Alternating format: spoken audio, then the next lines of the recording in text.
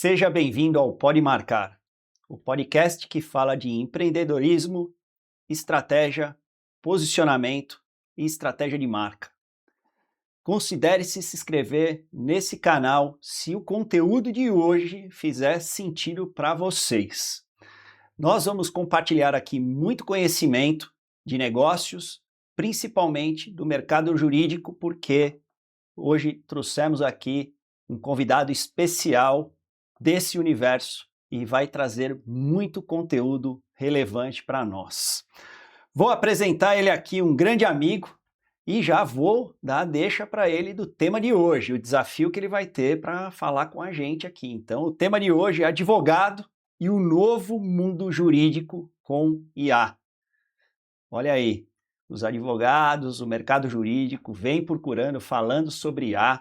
Então, esse é o grande desafio que a gente vai falar aqui. Então, eu trouxe um professor para falar sobre esse conteúdo e espero que ele agregue muito para o seu conhecimento. Rodrigo Rebouças, obrigado pelo teu tempo, pela atenção. Vou apresentar aqui as credenciais do Rodrigo para vocês verem que o convidado aqui tem relevância. Ele é doutor, ele é advogado, doutor e mestre em Direito Civil pela PUC São Paulo. Pós-graduado em Direito Processual e especialista em Direito dos Contratos, Novas Tecnologias e Gestão Jurídica. Além de atuar como estrategista jurídico com foco em contratos e empresas de tecnologia e inovação. É professor dos programas de pós-graduação da FGV Law e Easy Business School. Também exerce a função de DPO da OAB, subseção de Salto, e é autor de diversos artigos e capítulos de livros na área de direito civil, contratos e tecnologia. Mas, acima de tudo, o Rodrigo é um grande amigo de vida que a vida me deu, né? Temos a alegria de caminhar juntos aí, inclusive na nossa jornada de fortalecimento espiritual na Opus Dei, né? Da qual ambos participamos e levamos aí o nosso padre São José Maria Escrivá no coração. Então, se você não conhece a Opus Dei, a gente pode falar um pouquinho mais aqui para melhorar a tua espiritualidade, que é a base com Deus, o que nos dá a essência de quem nós somos. Rodrigão, seja muito bem-vindo ao Pode Marcar. É uma grande satisfação tê-lo aqui conosco. E o pessoal aí está querendo saber quem é o Rodrigo Rebouças. Apresente-se aí para o pessoal. Bom, obrigado, Hélio. Prazer enorme estar aqui contigo, né? Te acompanho também, essa jornada conjunta, essa amizade que surgiu por redes sociais, né? Surgiu pelas redes sociais. Né? Pra gente trocando informação. LinkedIn, né?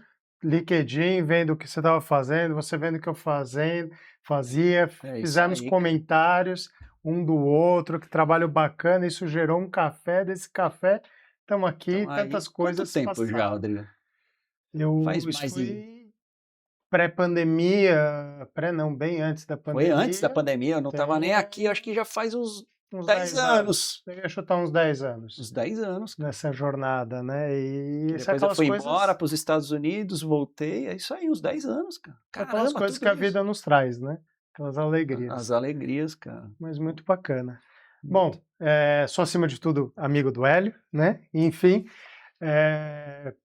mas sou advogado de formação, né? Tinha muita dúvida, não sou daqueles que, eu quero direito, sempre quis direito. Não, eu sempre gostei muito de design, sempre gostei muito de pensar fora da caixa. Gostava de direito também, até por influência da família, né? Grande parte da minha família com formação jurídica, né?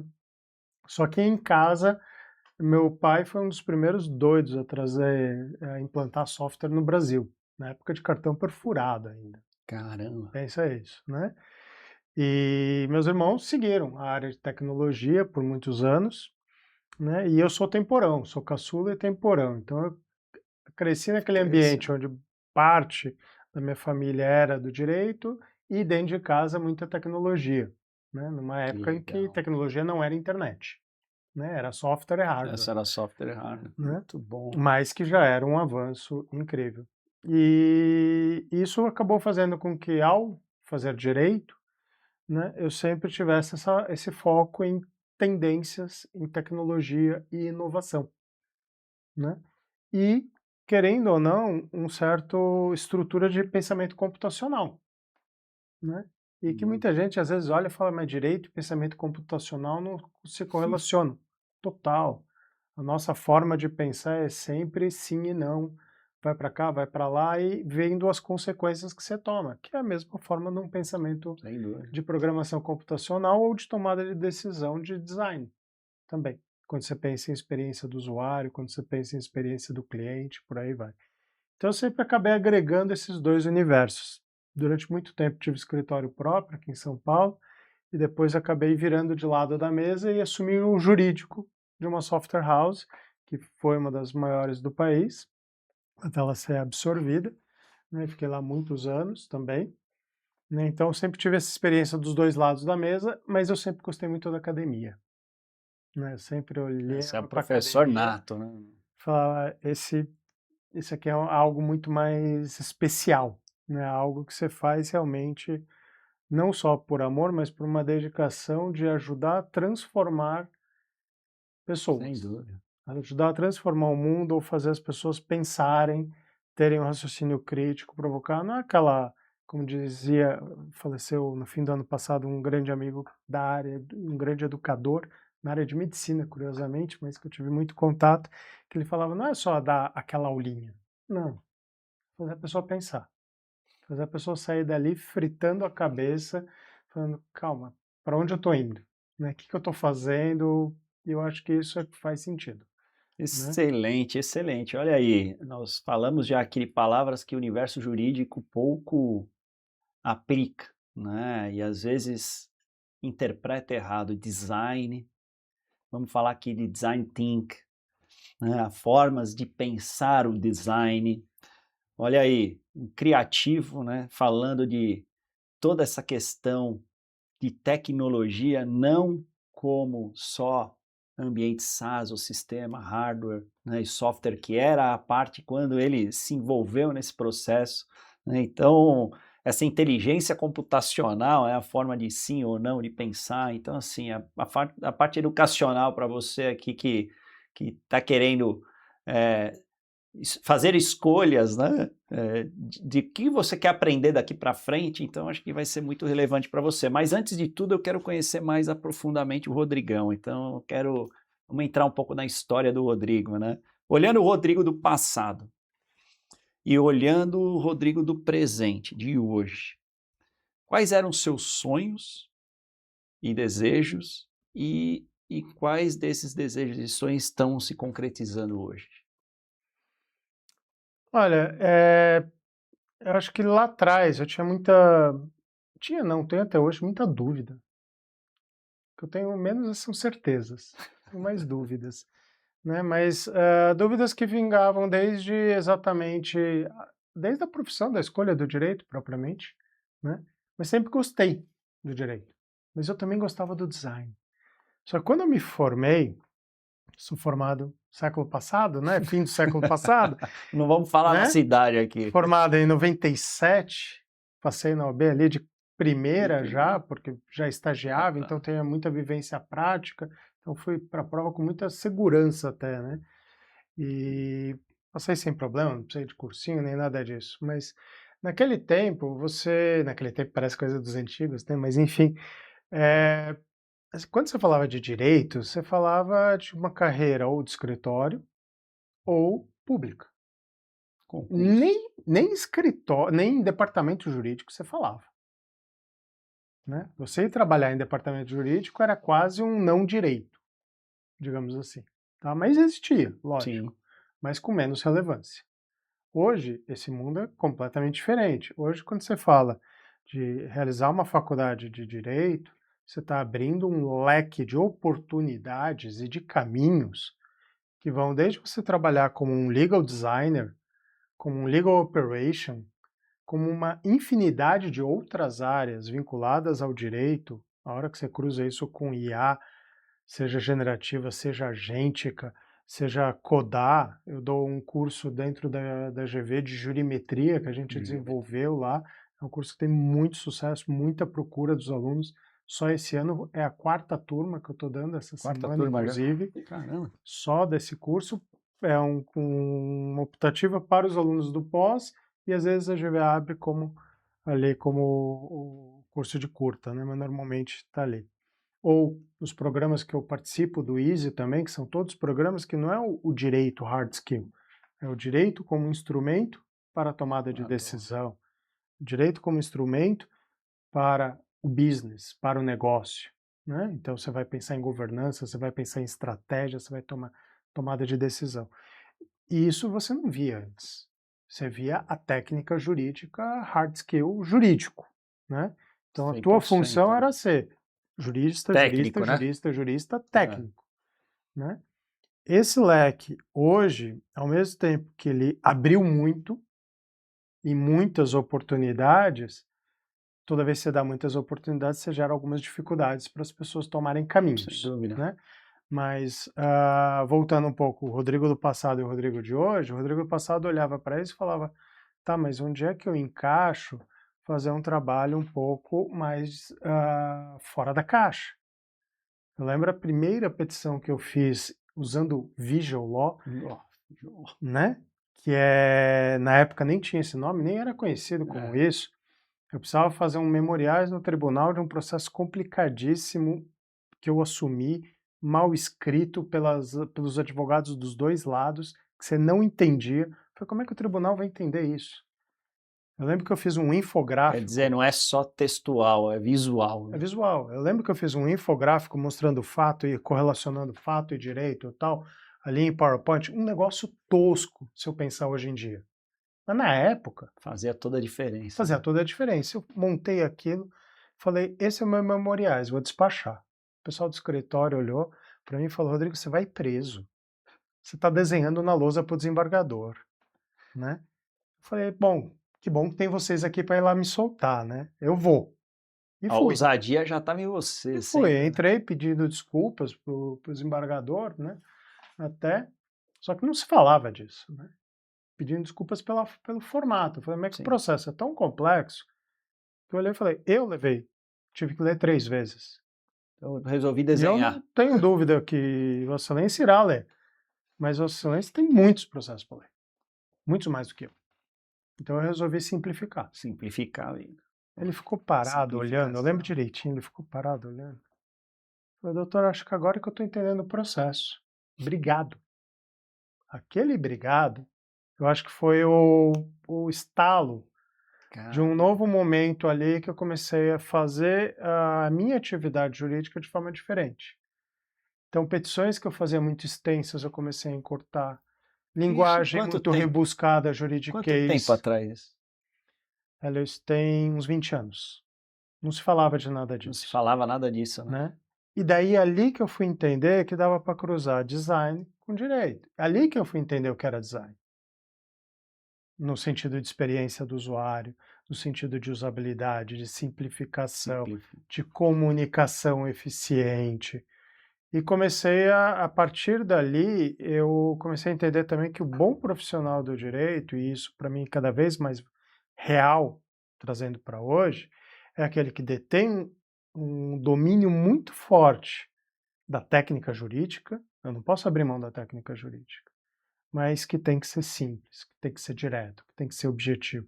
E esse ser simples, direto, objetivo é tão mais difícil, dá tão mais trabalho, mas é muito mais efetivo, né? Então, quando eu cruzo, por exemplo, com jurimetria, você começa a fazer um storytelling com dados, é outra história. Porque uma coisa é eu sustentar uma defesa, uma estrutura, ou fazer uma legal opinion apenas com um levantamento doutrinário. Fulano que citou Beltrano, que citou não sei quem. Outra coisa é falar, olha, os dados são esses, a tendência é essa, e o direito mostra que o melhor caminho é esse. E isso é estratégia. E isso é entender também não só do negócio do seu cliente, que é outra coisa que eu gosto de bater muito hoje em dia, que é uma coisa que eu não tinha essa visão antigamente, eu tinha uma visão que eu vejo muitos profissionais do direito ainda com esse olhar de eu conheço o business do meu cliente. Vamos supor que é banco, né? Sim. Uma coisa é se você presta serviço para uma fintech, outra coisa é você presta serviço para um banco super tradicional. Ambos vão ter um contrato de cartão de crédito e um contrato de conta corrente, Sim. pensando em dois contratos simples. Só que são contratos absolutamente diferentes, o objeto é o mesmo e o business é o mesmo. Só que a linguagem é diferente, a metodologia é diferente, a credibilidade que o teu cliente tem que passar para o cliente dele depende de você. Então, quando você pensa termos de uso de um aplicativo ou de um software, por que que ninguém lê? Grande parcela da culpa é ou do DNA da empresa, que não quer que leia mesmo, porque quer ser abusiva e tal, ou é do jurídico. Faz sentido você ter, na minha visão, não faz sentido nenhum, um termo de licença de uso de um app de 30 laudas? É, Amigo, eu é, quero me é, locomover desse ponto a esse ponto, só isso.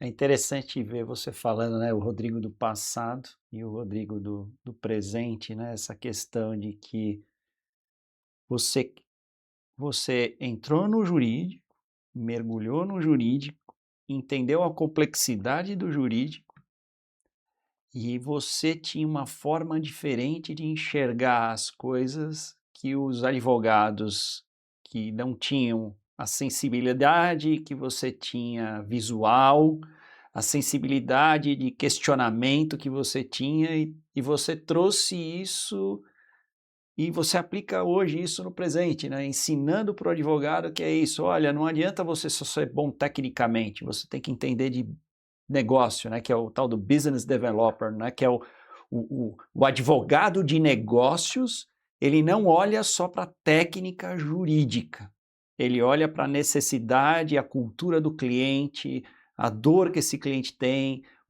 qual é o problema efetivo que ele quer resolver e, no teu ponto de vista, é ajudar a desenhar esse processo e não é pegar Sem um dúvida. processo pronto, né? Não, de forma nenhuma.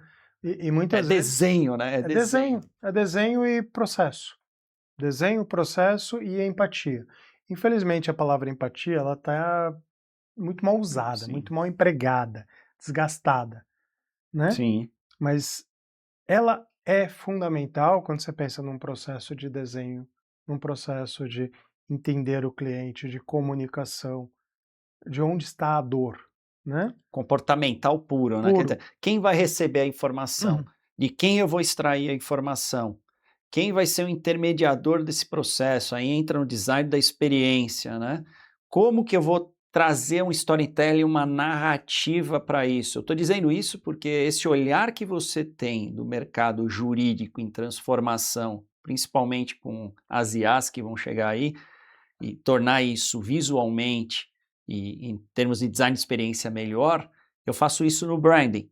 E às Sim. vezes os próprios advogados não entendem que design não é um logotipo bonitinho ou um site para apresentar o Pensa escritório que é dele. estética, não é estética. Não é o estético. O design é um design de processo de entendimento, é um diagnóstico estratégico com profundidade para entender percepções, entender cultura, entender processo, para depois eu desenhar uma estratégia de comunicação para que você não fique copiando o que os grandes escritórios estão fazendo, você começar a criar a tua própria personalidade, que foi o que você trouxe, né? Quando você fala, pô, o Rodrigo lá do passado sentou dentro de um escritório e desenhou o processo para o juiz e os meus próprios colegas falaram que eu ia ser preso Sim. apresentando isso e o próprio juiz, quando recebeu isso, falou, nossa, muito obrigado por você facilitar minha vida, você trouxe uma narrativa, um contexto, um design de experiência que às vezes a cabeça do mercado jurídico está meio travada nesse processo, né? Não se liberta disso, né? Como que você enxerga isso? Para o Eu acho, futuro até. eu acho que a gente está numa fase de transição muito forte, muito densa, né? E num choque real entre um tradicionalismo excessivo, que olha e fala, isso não é direito, né? Mas ok, talvez isso não seja direito no século XIX e primeira metade ou os primeiros 3/4 do século XX. Mas no século XXI, com a velocidade que a gente tem, com essa instantaneidade que a gente tem de tudo, pegando números, vamos pegar Velocidade, né, de tudo. contencioso. Eu, hoje em dia sou um cara muito mais do consultivo, mas também faço contencioso, né? Mas se eu penso em contencioso, a gente tem quase 100 milhões de processos ativos no Brasil, para 17 mil juízes. Faz a conta. Dá 15 mil, em torno de 15 mil processos, arredondando, por juiz. Se eu colocar uma petição de 2 laudas por processo, como é que a pessoa lê isso? Cada ministro do STJ recebe 900 casos por mês. Como é que essa pessoa julga isso? Ah, tem os assessores, daí a gente reclama do judiciário. Mas e daí entram as IAs. As IAs facilitam a vida em algumas coisas? Facilitam. Mas da forma como elas têm sido usadas, e na minha opinião de forma equivocada, muitas vezes, elas pioram. Por quê? Porque ela vai fazer uma petição mais longa, mais repetitiva. É raro uma IA fazer uma petição mais curta. Normalmente é mais Ela longa. fica viciada, né? Ela fica repetitiva, sem falar nas alucinações. Eu nem gosto muito do termo alucinação, porque ela não está alucinando, ela está gerando.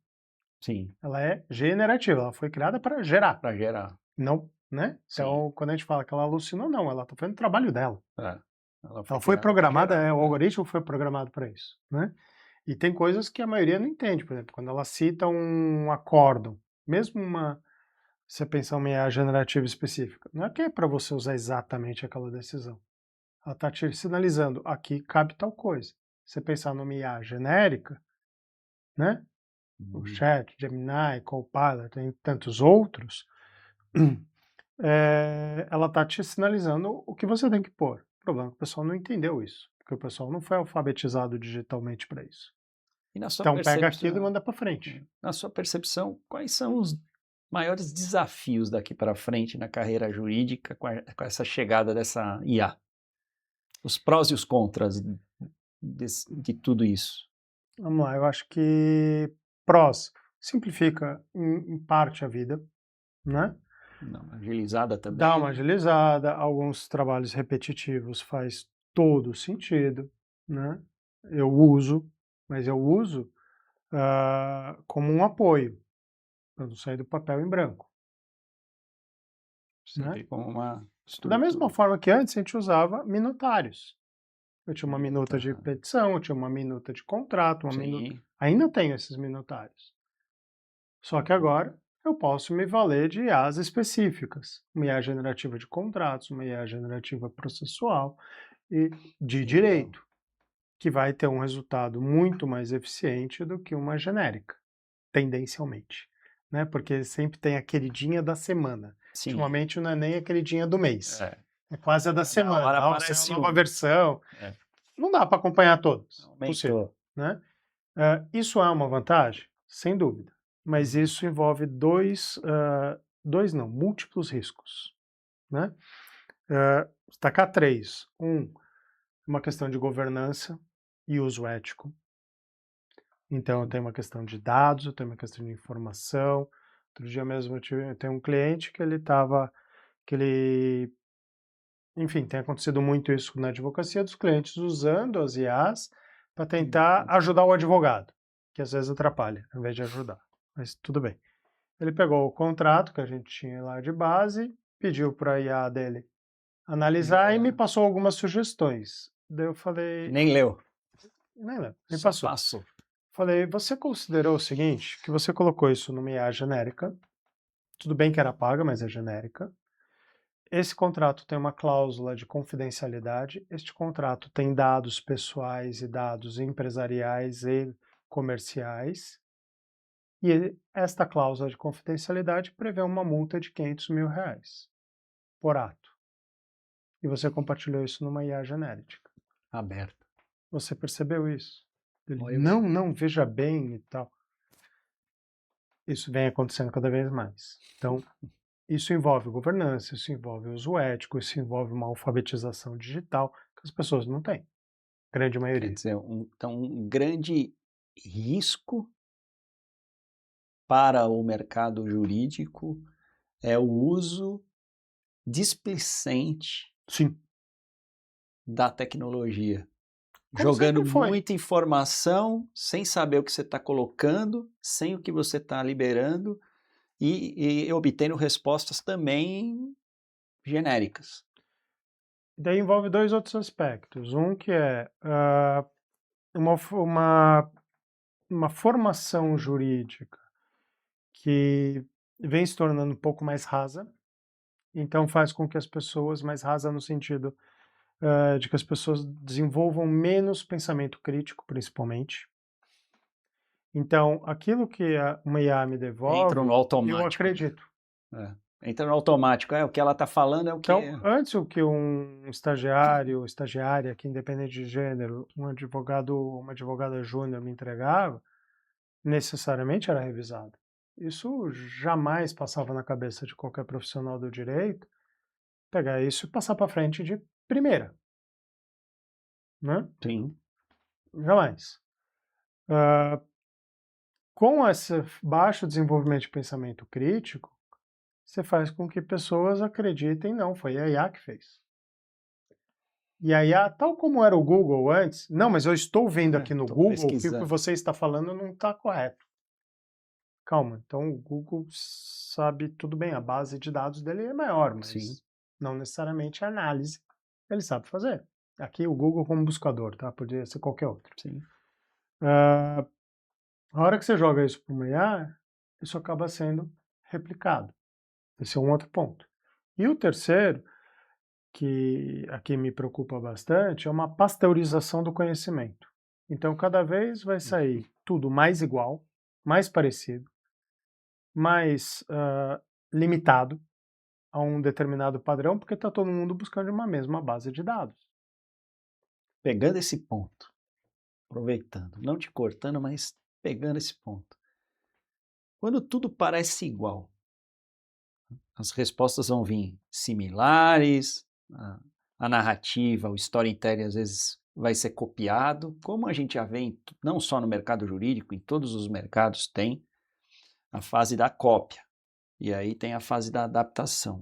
No teu ponto de vista, o que vai diferenciar um advogado usando IA com coerência e um advogado usando IA de forma genérica, apenas com o que ele está ouvindo? O que diferencia hoje um advogado bom, que vai sair ali da tua aula numa universidade, numa pós-graduação, e que vai entrar para o mercado e que também vai se destacar nesse mercado? O que diferencia ele?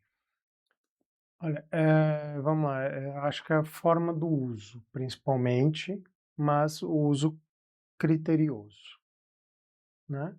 Então, uma coisa é se eu uso isso para me substituir, outra coisa é se eu uso isso como apoio. Para ajudar no desenvolvimento, ajudar numa reflexão. Por exemplo, se eu pegar uma IA específica da área jurídica e tenho uma petição de recurso, vamos ir para o contencioso que é mais fácil às vezes de explicar, e uma contrarrazões, estou na contrarrazões abordando todos os temas que estão ali, porque às vezes pelo cansaço, pelo vício da leitura, você passa reto. Pode acontecer. Por mais que você tenha duplo fator de revisão dentro dos escritórios e tal, mas são duplos fatores viciados. Acaba passando alguma coisa. Isso pode ajudar bastante. Então, veja que é uma forma de você fazer uma revisão. Ou, que outro olhar eu não vi? Às vezes ela vai te ajudar. E dentro de critérios, óbvio, aí de governança, ética e tal. É a mesma coisa que a análise de exames médicos, né, que se discute muito hoje na medicina. Sim. Né? Uma IA é capaz de prever e ser muito mais preditiva e precisa em alguns exames de imagem do que o olho humano. Porque ela revisou milhões de outras imagens e não está com cansaço e nem com vício. Sim. É certo o que ela está apontando? Não, tem que ser pesquisado, tem que ser analisado, tem que ser validado também. O fator humano não é eliminado. E aí entra um problema nessa equação, que é se eu uso a IA para simplificar o processo, mas trago o fator humano para revisar tudo, será que eu realmente estou tendo economia? Ou não? E tem aquele outro ponto, né? Pensando economicamente. Tem a questão economia, agilidade do tempo e técnica. Mas também tem um fator que também vai ser muito complexo para o cliente definir quem é o melhor advogado que vai utilizar a IA, Sim, que vai ter a melhor técnica. Você é um cara que a gente se conheceu nas redes sociais. A gente conversando nas redes sociais, eu sempre me posicionei lá falando sobre branding, marketing para o universo jurídico. A gente se acionou lá, conversou. Hoje você se posiciona, muitas vezes já conversamos muito, já te dei algumas mentorias ali de posicionamento, de estratégia, alguns conselhos. Nesse universo de IA, técnica jurídica, que sim, como você mencionou, o advogado tem que ser tecnicamente bom. Não tem advogado que não, tecnicamente, não é bom. Tem que ser bom tecnicamente. Ele vai ter que usar a IA de uma forma coerente e estratégica para olhar e agilizar um processo, só que ainda vai precisar fazer uma revisão coerente naquilo. Mas o que vai diferenciar ele? Além de ele ter uma boa técnica, usar IA, o que você acredita que vai ajudar esse advogado a ser percebido, ser valorizado e ser contratado? Porque esse é o grande desafio do mercado jurídico. Eu, como advogado, e já ouvi isso inúmeras vezes ao longo dos 23 anos aí que eu trabalho com advogado, eu não sei me vender, eu tenho dificuldade de me vender. Eu sou bom tecnicamente, mas eu quero ser conhecido.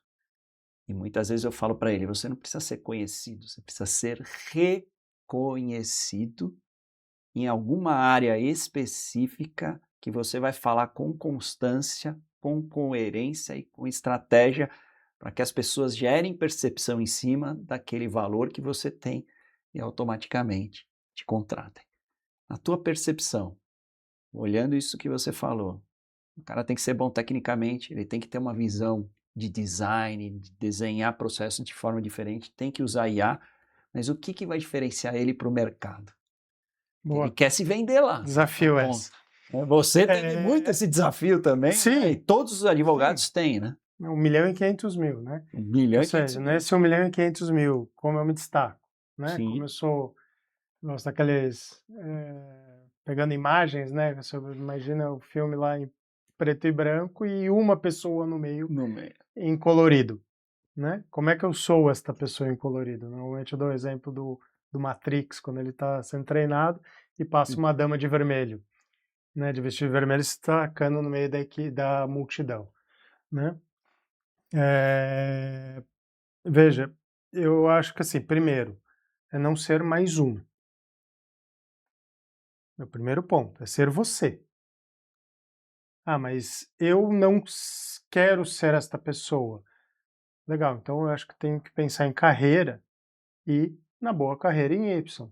Você quer ser um técnico e este técnico é muito valorizado e muito importante. Não é nenhum demérito, muito pelo contrário. Você Ou você precisa ter, quer né? ter uma posição de maior liderança e maior destaque. Então, e tá tudo bem a escolha, né? Então, primeiro é Sem se dúvida. autoconhecer e saber, tá tudo bem essa escolha, né? No momento que eu quero ter esse destaque, então se eu vou ser um professor de direito, em pós-graduação, em cursos como os que eu ministro, seja Sim. GV, como GV Direito de São Paulo, reconhecida como a melhor faculdade de direito do Brasil, entre as privadas, né? Na minha opinião, quase todas. É uma grande referência. O Easy Business School, junto com a Faculdade Bela Vista, que é um projeto maravilhoso de direito e economia também, Sim. né?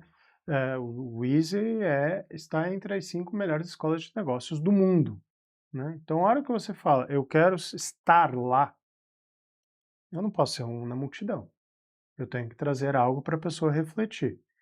Então, além da excelência de técnica jurídica, eu tenho que me valer de um repertório enorme de outros conhecimentos e outras ferramentas que vão abrir cabeça e que vão fazer pessoas pensarem além, né? Então, se eu fico viciado só na minha forma de leitura, vamos supor que eu sou um diretor comercial de processos de vendas, operações B2B, se eu fico viciado só naquilo, eu não vou ter uma leitura completa dos riscos, eu não vou ter uma leitura completa de finanças, não vou ter uma leitura completa, eu vou ficar olhando o meu silo.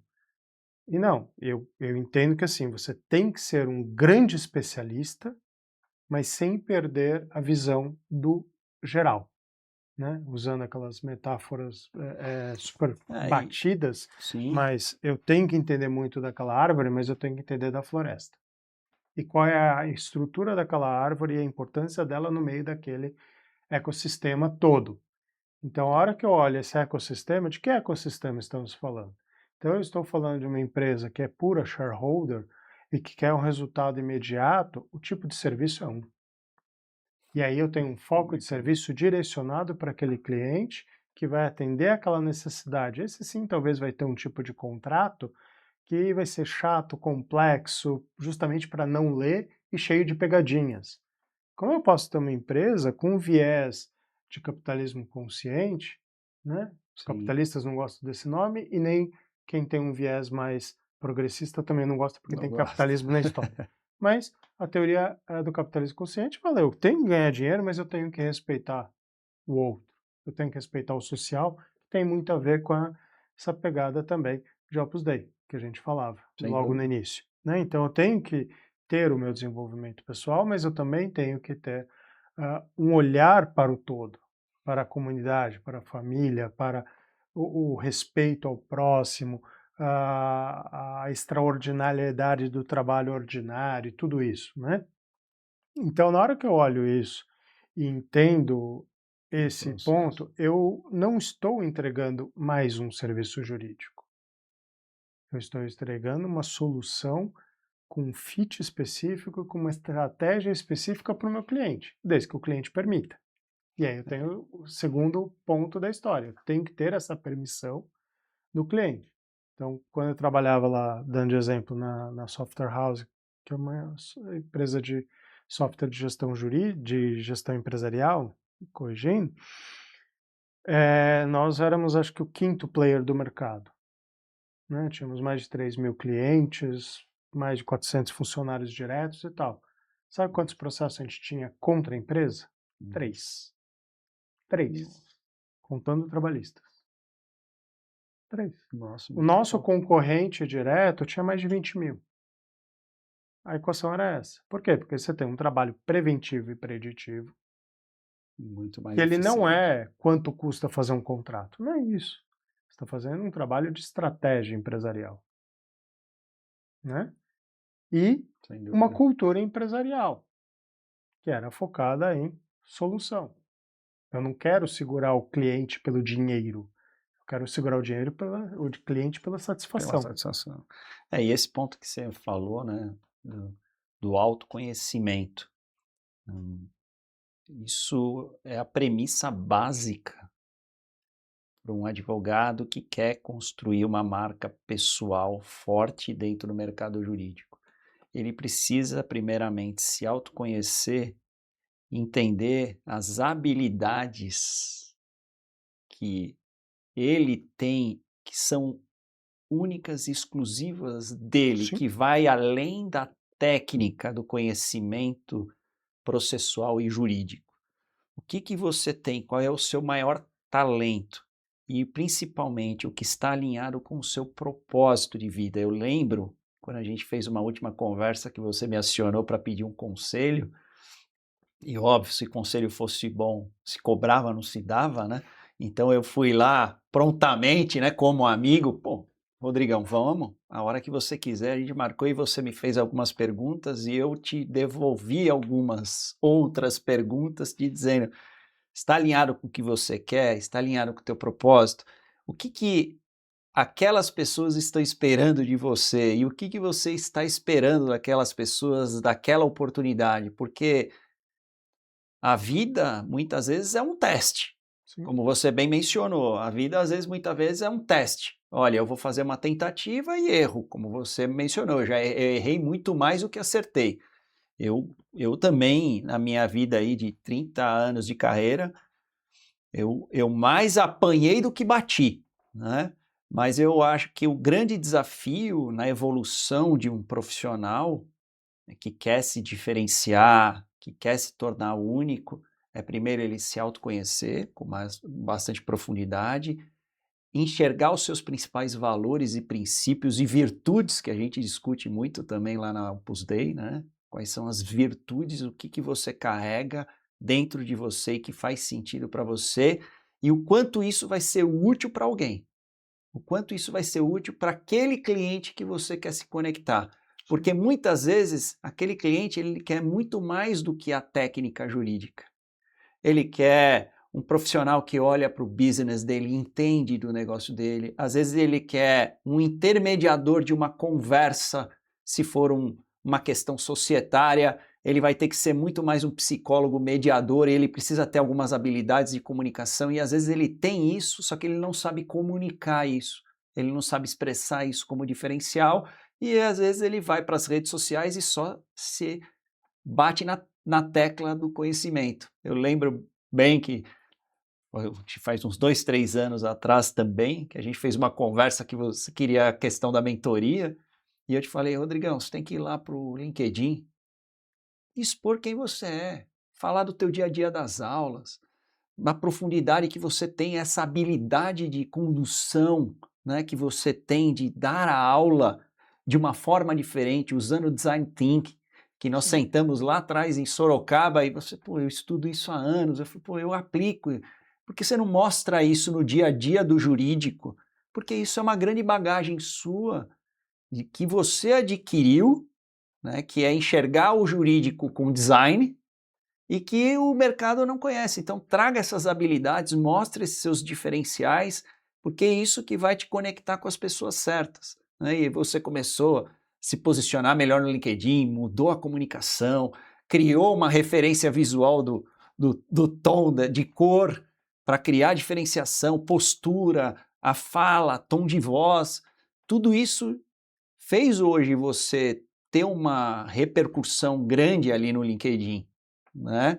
Então, a gente entra muito nesse contexto. Técnica vale, é essencial, você como professor leva isso para a sala de aula e exige isso das pessoas, você precisa conhecer tecnicamente. Você vai usar IA? Sim, ela vai agilizar, mas olha, tem um monte de porquês por trás, tome cuidado, mas você também precisa saber se posicionar, porque senão você não vai ser visto. E você não sendo visto, pode ser o melhor advogado tecnicamente do mundo, mas você não vai ser lembrado e muito menos ser contratado. Você vai ficar igual a todo mundo no meio da multidão. Entra a questão que você falou da dama de vermelho passando no processo. Sim. Você se tornou único também, né? Depois desses toques que a gente foi conversando, né, das mentorias que a gente foi conversando, você foi criando um, um Rodrigo diferente dos outros Rodrigos do passado, que era um pouco mais aquietado, tinha medo de se expor, não queria muito se posicionar. Hoje você se posiciona mais, você leva mais o seu conteúdo. Eu vejo que você está mais ativo no LinkedIn. Como que você atribui isso, né? O que você atribui esse movimento e o que você recomenda disso para as pessoas, para os advogados que estão aí querendo criar esse diferencial, esse posicionamento, ser visto e ser lembrado, né? Olha, eu acho que assim, primeiro começaria até com uma referência ao livro do Simon Sinek, do Comece pelo Porquê, né? E ele tem um outro, Comece pelo Porquê com você mesmo, também, né? Mas, primeiro fazer com propósito, fazer com intenção, fazer com verdade. Porque o que não é feito com verdade, ele se dissolve nesse mundo Acredito instantâneo que muito a gente nisso. está. Então, esse é o primeiro ponto. Tem que ser com verdade.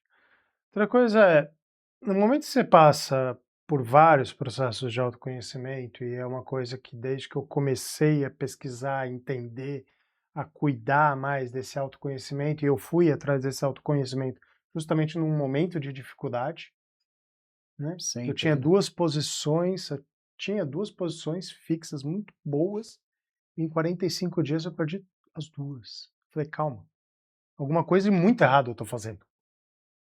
Ao invés de culpar os outros, não, eu fui olhar para mim. Primeiro ponto. Falei: "Não", né. E nesse processo, eu não sei se é o novo Rodrigo, como você trouxe, ou se é o Rodrigo que sempre deveria ter sido.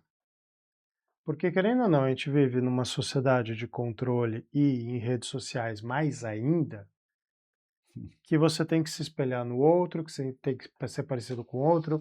Por exemplo, você sempre fala isso, e já vi isso em vários outros podcasts teus aqui, né, de que as pessoas olham o escritório que vai te procurar e fala: olha, eu quero um site parecido com esse. Percebe que é sempre o outro, o outro, o outro, o outro, Muito. né? E isso vai criando essa pasteurização que eu falava antes até. E começa a ficar quase todos iguais ou copiando alguém.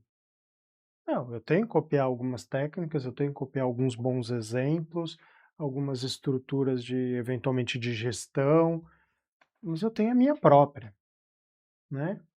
Sem E dúvida. esse próprio, eu acho que ele cada vez mais se aflora, cada vez mais essa autoidentificação é fundamental e ela tem que ser verdadeira. Então, primeiro, é isso que eu quero? Se é isso que eu quero, eu vou atrás. E eu vou desenvolver isso com propósito. É. E tem um objetivo maior. Então, quando eu desenvolvo ou participo de uma disciplina, seja, de novo, no Easy ou na GV, eu não estou lá dando uma aulinha ou dando um conteúdo. Não, eu estou dando uma outra palavra que está muito mal usada, que é uma experiência. Eu não estou preocupado com a chegada e a nota final da pessoa. Estou preocupado com a jornada da pessoa. Né? Então, quando você está preocupado com a jornada, de que ponto você saiu, para que ponto você chegou, e se isso fez Se isso diferença na fez, sua vida, é isso. É eu acho sobre que isso. isso faz muita diferença e É é sobre isso que isso. faz com que você não seja escolhido como mais um no meio da multidão e que daí vão te contratar por valor. Ou você passa a ser um estrategista. Eu costumo brincar com 2 palavras, que é deixar de ser um operador do direito, no sentido, no péssimo sentido que foi dada a palavra atual, já explico por que péssimo, para um estrategista de soluções jurídicas.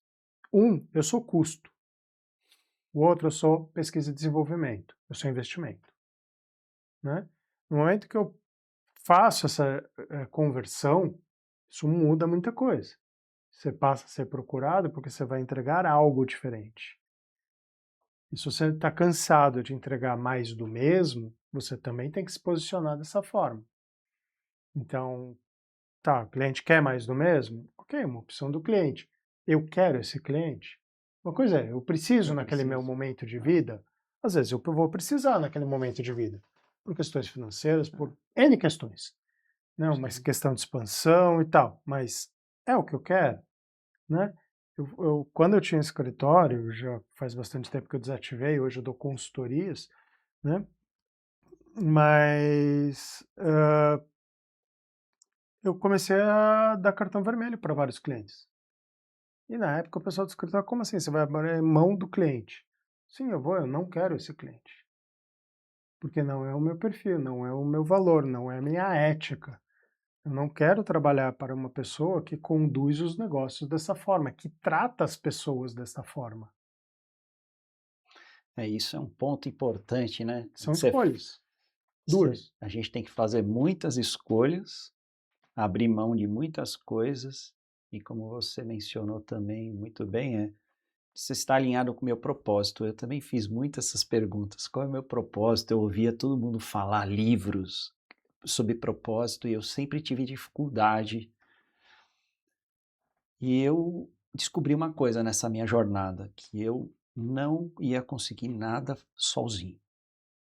Eu sempre precisava de alguém que já tinha uma bagagem, uma experiência, uma vivência, um track record maior que o meu, para poder me ajudar. E assim como os advogados têm essa dificuldade, eu também, como profissional, eu procurei mentorias, procurei mentores com mais sabedoria. E os mentores extraíam de mim esse meu diferencial, o que realmente eu sou bom, o que realmente eu quero e faz sentido para mim, o que eu tenho que abrir mão. Eu não posso ser tudo, porque às vezes eu estou querendo ser tudo, eu quero atingir a tudo, eu quero ser todas as especializações, eu nunca vou ser percebido por nada. E essa extração me tornou um profissional melhor, porque eles começaram nas mentorias, os meus grandes mentores que são até hoje, eu consulto eles com certa frequência, eles me falando, Hélio, você é bom nisso, o teu talento se destaca nesse detalhe, você tem um alinhamento com esse propósito, você precisa se autoconhecer porque os seus medos estão te prendendo nos seus pensamentos e os seus pensamentos estão travando e não deixando você colocar sua voz no mundo da forma como você gostaria, porque você está com medo de ser julgado por um público que não está nem aí para você. Os seus colegas de profissão, os caras que transitam no teu mercado, eles não estão olhando para você. Você tem que falar para as pessoas certas. E as pessoas certas vão te ouvir. Elas querem te ouvir. Só que você não está querendo falar, porque você tem as suas inseguranças, né? Então, isso tudo quando você fala que o advogado ele precisa ter intencionalidade, sim, mas acima de tudo ele precisa se autoconhecer, ele precisa entender quais são os diferenciais dele, mas é aquilo, sozinho a gente trava, né? A gente trava, a gente não consegue, a gente sempre precisa de um professor para ser um tutor, nos ensinar, um pai para ser um tutor e educar um filho, né? Pessoas. Pessoas, a gente precisa das pessoas, vai vir a IA, vai vir um sitezinho bonitinho, vai vir um logotipo bonitinho, vai vir uma fotinho bacana, mas sem autenticidade, sem diferenciação.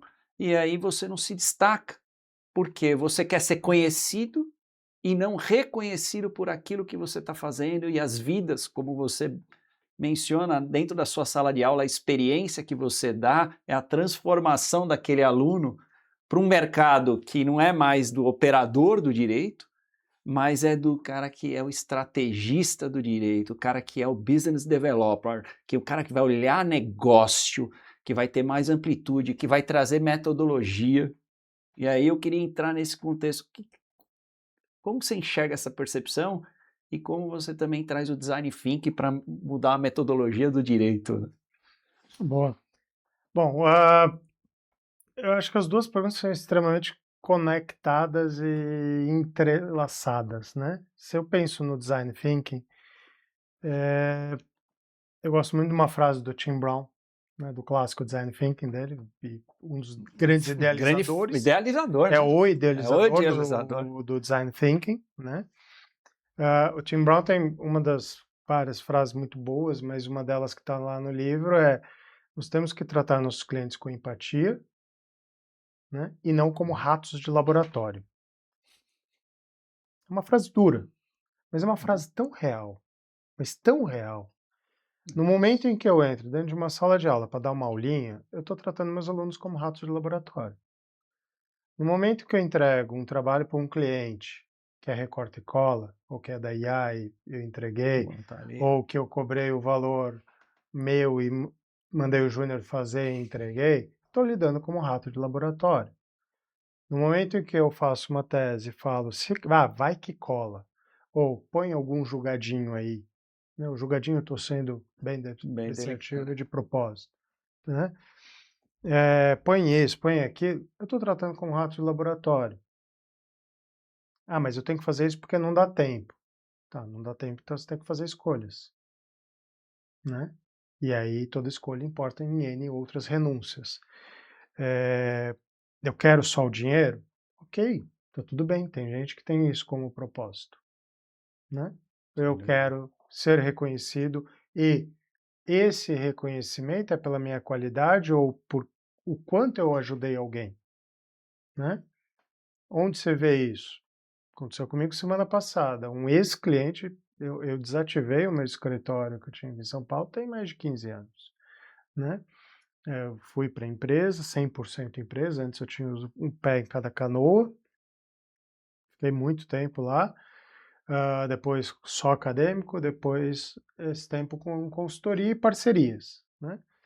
Um cliente lá daquela época, que está enrolado nos processos que ele tinha daquela época até hoje, uma pessoa que hoje já está com mais de 80 anos de idade, teve um AVC, está com uma dificuldade, era um alto executivo, hoje está com dificuldade financeira, isso, aquilo, me procura para falar, Rodrigo, eu sei que eu pulei lá fora do teu escritório, errei, tive esses problemas, minha família aconteceu isso, isso, isso, e eu não sei a quem pedir ajuda.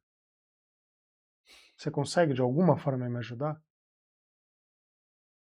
E é um Foi cara que eu lembrado, na né? hora falei, sim, vou te ajudar. Porque lá atrás você foi muito importante para mim. E você E me valorizou e reconheceu. Lógico que eu vou te ajudar, né? isso Então, é o verdadeiro branding. a hora que a Você pessoa, ser lembrado sim, pela pessoa na hora certa, pelo assunto certo, né? né? Então, aí você vê que fez sentido e que você fez sentido na vida da pessoa, né? Um branding com Eu, propósito, né? é, Eu fez sentido, a pessoa fez sentido para mim, eu faço sentido para ela, eu me conecto com ela, isso quase muda todas o jogo. as turmas que eu passo de academia em que eu tenho possibilidade de ter mais encontros, não um único Sim, momento, mas mais vários profundo. encontros ali, cursos de 30 horas ou coisas do gênero, sempre que eu posso, eu gosto de Vai. jogar uma pergunta de o que esse programa significou para você, o que te agregou e se você conseguiu colocar alguma coisa em prática ou pensa em pôr. Excelente. O propósito não Provocativo, né? é falar, reflita um pouco. Reflita O sobre a que foi esse provocação. momento para você? Porque esse momento é um tempo que você não recupera. É o único bem da vida que você não recupera. É o tempo. Ele é preciosíssimo, né? Eu vejo tantos advogados que me procuram, principalmente agora, porque depois que eu lancei a mentoria aí nos últimos 5 anos, eu venho sido procurado muito, e eu coloco aí que é o advogado Founder-led Growth, né? Que é o advogado que cresce a sua marca pessoal, o seu posicionamento, se torna único e através disso ele gera novos negócios, mas sem ser superficial. Isso. É ser intencional, mas não ser superficial. O superficial é isso que você mencionou, ele copia e cola, ele vê que os outros, o colega está fazendo, ele quer fazer igual, porque o fulano está fazendo, ele vai fazer igual, o site tem que ser parecido com aquilo, o tom de voz, a forma como eu vou me vestir, a imagem que eu vou projetar, e muitas vezes ele projeta algo que não é dele, totalmente, Um né? Ele não exemplo, se apropria né? daquilo e aquilo não se torna diferente. Por isso que às vezes ele tenta, vai para as redes sociais, vai para os caminhos e ele acaba desistindo, né? Porque ele fica sem autenticidade, a autenticidade não cria, né, não cria conexão, porque ele está sendo muito superficial. Sim. E aí essa provocação que você coloca em sala de aula é isso. Quanto isso te impactou? Quanto isso vai fazer sentido para você na sua E carreira, normalmente, quando na eu ponho sua esse tipo vida? de pergunta, dá mais trabalho para o aluno responder do que uma resposta técnica. É uma resposta que você fica refletindo, né? Sim. Hã, E isso tem a ver também, quando voltando àquela, né, o advocacia do passado e a advocacia do momento e o para frente, né? Lá atrás, quando eu me formei, ou quando estudava e tal, era muito comum você ver, e você ainda vê isso até hoje, principalmente em escritórios mais tradicionais e tal, a pessoa vai circular em determinado campo de golfe, ou determinado campeonato de tênis, ou clube de vinho, ou de charuto, ou sim, whatever, com um único objetivo, fazer network. Mas é uma coisa absolutamente banal, uma coisa transacional e não relacional. Uma coisa que não é feita com um propósito, obter um cliente. Ok, mas é mais um na multidão que o próximo escritório que passar e oferecer R$ 5 de diferença, vai. Porque você começa a ter essa pasteurização do conhecimento com as IAs e da qualidade do serviço também, sem dúvida. né? Na hora que e isso era divulgado com louvor. Você tinha escritórios que falavam, não, eu tenho aquele sócio, a função dele é ir no jockey e tomar uísque. Ele ganha para isso. Na época que o jockey era o Que jockey, era o jockey, né? né? Aqui em São Paulo, né, no caso. Tá, e qual a lógica, né? Ao passo que na hora que você começa a fazer isso por relacional, por realmente acreditar e se preocupar com as pessoas, né? Eu não sou exemplo de um advogado de sucesso sobre ótica financeira. Não, não tem problema nenhum com isso, tá tudo bem, né? Mas eu tenho uma excelente rede de relacionamento e de confiança.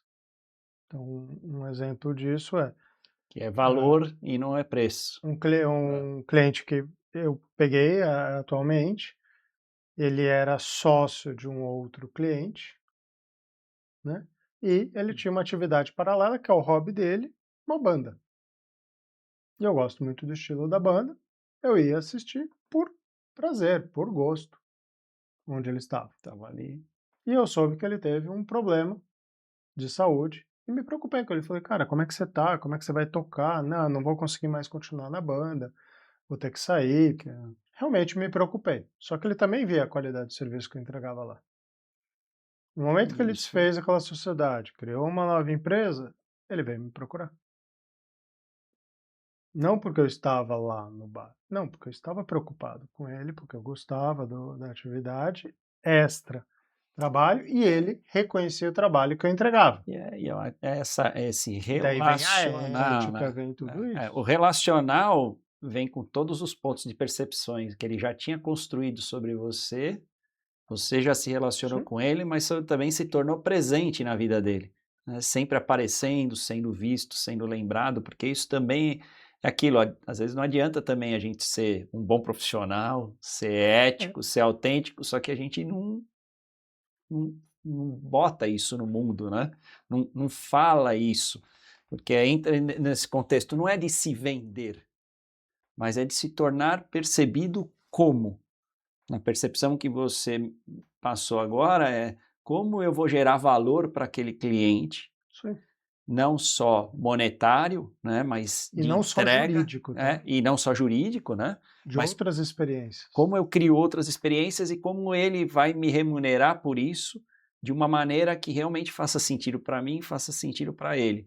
Mas para chegar nisso, ele precisava te conhecer, ele precisa ter um relacional com você, ele precisa estar te vendo o tempo todo ali, se conectando com ele, para isso gerar realmente uma proximidade. Eu vejo, às vezes, o mercado, ele quer muito isso, né? Ele quer vender. Eu quero vender, eu quero vender, eu quero E vender. tem que vender. Sim, Mas não é é só. necessário vender, mas como eu vendo é o que faz toda a Não é o fim em diferença. si mesmo. Não é o fim, né? Como eu vendo? Isso. Primeiro, entra no Simon Sinek, né? O porquê eu quero fazer o que eu faço, como eu vou fazer esse processo, o que eu vou entregar para o meu cliente, faz sentido para ele? Aí, se fizer sentido, aí sim ele vai se conectar comigo. E aí, através dessa posição, a gente cria todo um legado de estratégia de comunicação. Aí eu extraio esses seus diferenciais e a gente joga isso para o mundo, com bastante autenticidade, porque diferenciação no mercado jurídico é justamente isso, né? Como eu crio diferenciação no mercado que é completamente igual. Se eu ficar falando tecnicamente o tempo todo mundo fala tecnicamente. O que que eu faço de diferente que não é tecnicamente? E isso vem a questão do que você faz diferente na sala de aula, né? Você traz técnicas de design, Sim. que outras instituições, para trazer isso, né, te dá pilhas de livro para ler e não te colocar para resolver um problema real, Para executar. trabalho empático, co-criativo e colaborativo, ouve o que as pessoas têm para falar e não só você, porque é advogado, você tem que falar. Ouve o que as pessoas têm para falar, observa, debate, escuta o que tem a mentalidade aberta, né? A gente estava conversando aqui no começo, minha filha, 14 anos indo para a Link Business School, uma das maiores faculdades hoje no Brasil de empreendedorismo. Sim. Eu estou colocando ela com 14 anos para ela aprender empreendedorismo? Não.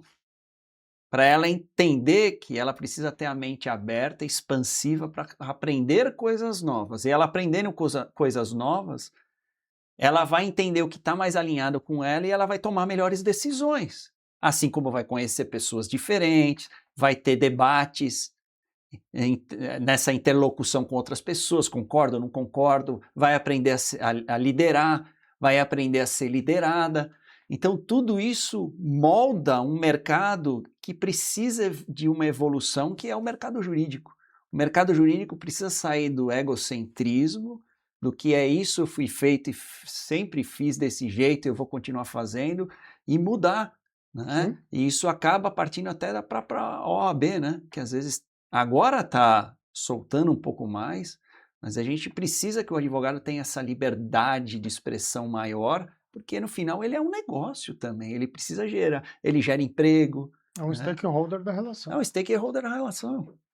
É um stakeholder importantíssimo porque eu diria que poucas profissões são treinadas a identificar risco como a área jurídica. Poucas. Né? E Sim. Se você agrega isso a design thinking, a economia comportamental, a neurociência, uma série de outros conhecimentos que vão somar ao direito, você passa a ser um estrategista, volto a insistir no termo, não só para a área jurídica, mas para o business, para o negócio. Você passa a ser um centro de apoio muito além do direito.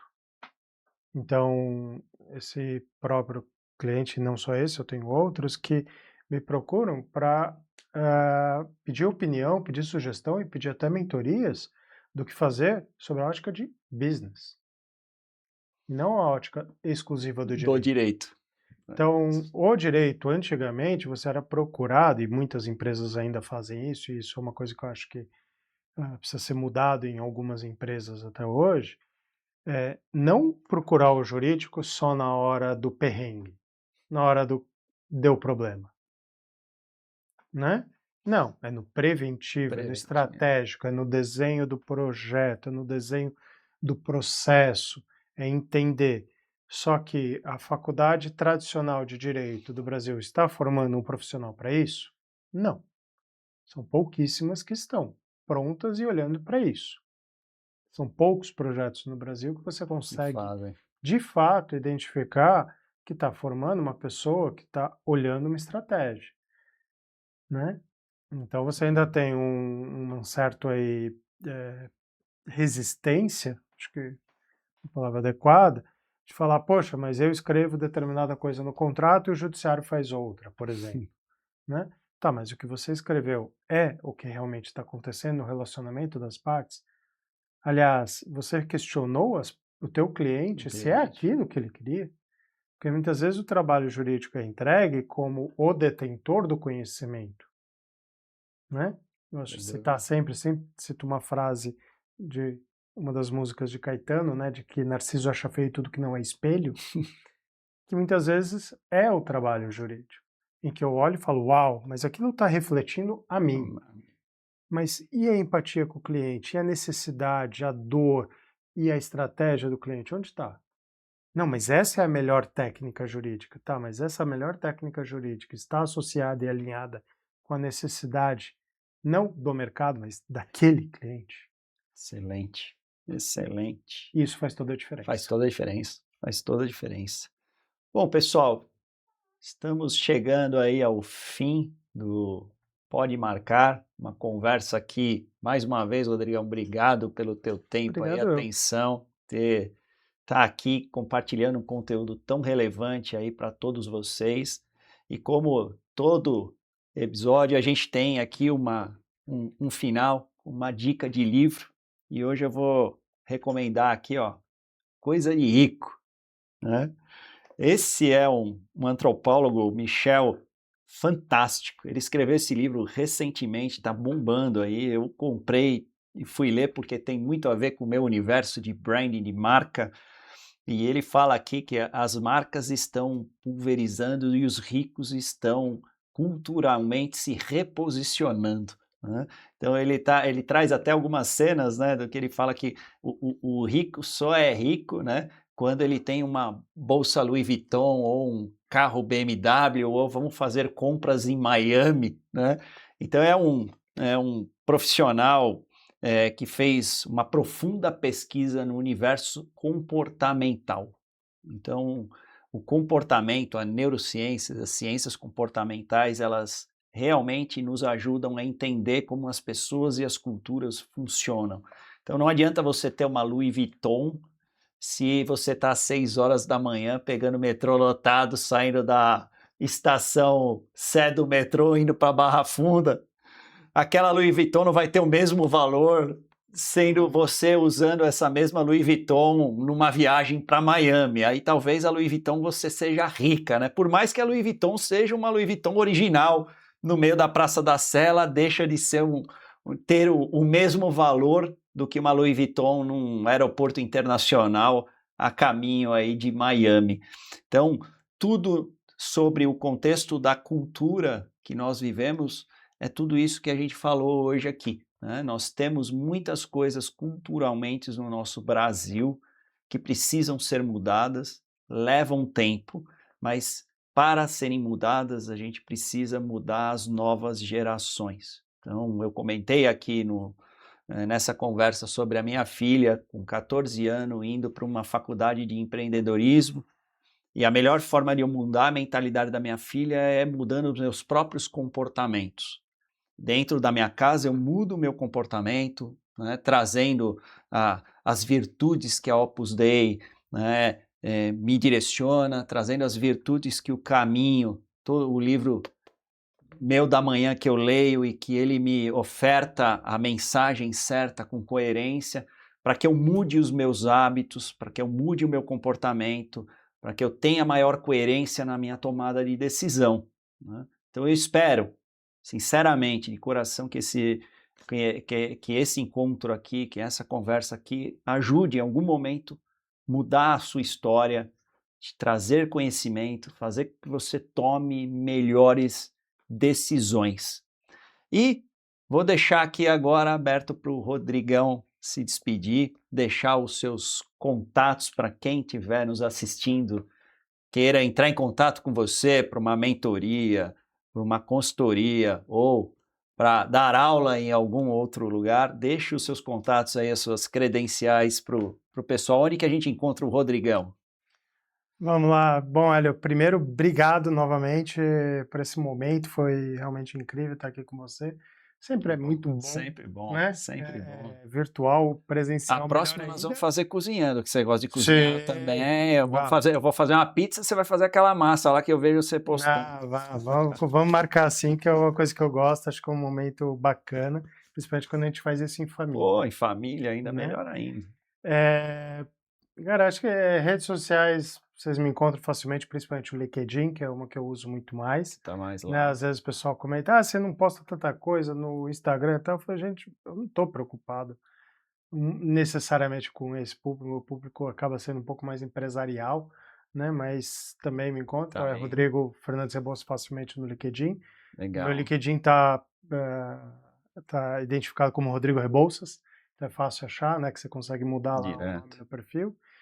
E o próprio Instagram, como Rodrigo F. Rebouças ou Prof. Rodrigo Rebouças, também é fácil de me encontrar. Nessa linha de comportamento, que eu queria deixar de recomendação de leitura, primeiro é fundamental, cada vez mais fundamental, que o profissional de direito leia muito, mas não só livros jurídicos. Livros de comportamento, biografias, amo ler biografias. Te aprende tanto com biografia, Muito, né? né? Entre outras coisas. Mas queria deixar aqui a sugestão do Adam Grant com o Give and Takers, do Doadores e Tomadores, né?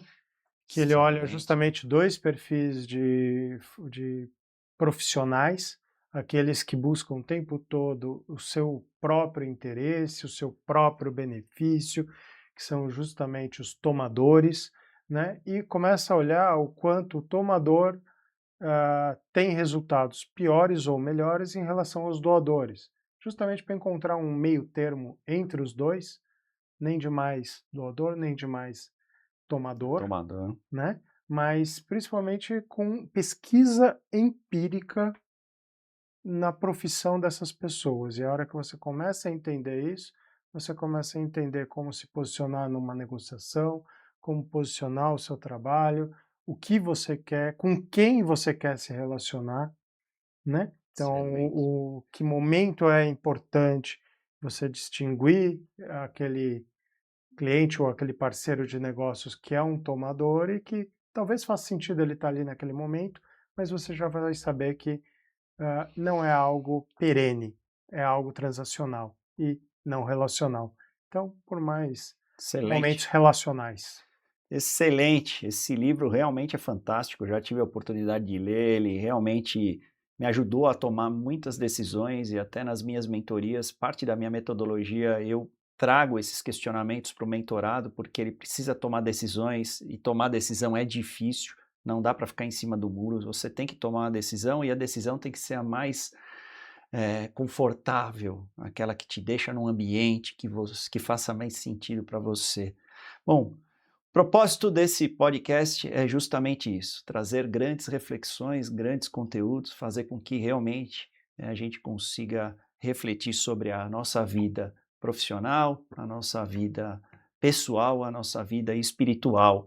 E com isso, fazer com que as nossas escolhas nos direcionem para um melhor caminho. Se fez sentido para você esse conteúdo, considere se inscrever no nosso canal. Se inscreve ali, dá um cliquezinho.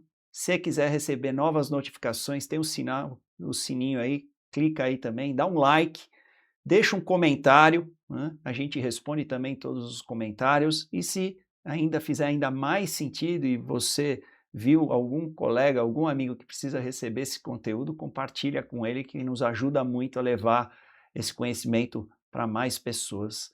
O nosso encontro fica por aqui. Espero você no próximo. Até!